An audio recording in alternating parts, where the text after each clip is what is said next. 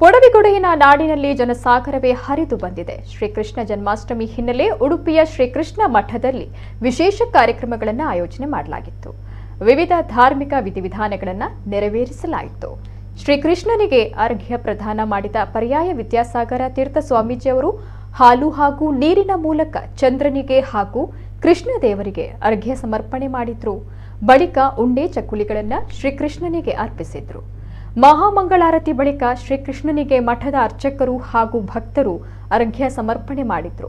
ಶ್ರೀಕೃಷ್ಣ ಮಠಕ್ಕೆ ಆಗಮಿಸಿದ್ದ ಖ್ಯಾತ ಖಳನಟ ರವಿಶಂಕರ್ ಅವರು ಜನ್ಮಾಷ್ಟಮಿ ಸಂಭ್ರಮದಲ್ಲಿ ಪಾಲ್ಗೊಂಡರು. ಇಂದು ಮಧ್ಯಾಹ್ನ ವೈಭವದ ಶ್ರೀಕೃಷ್ಣ ಲೀಲೋತ್ಸವ ನಡೆಯುತ್ತೆ.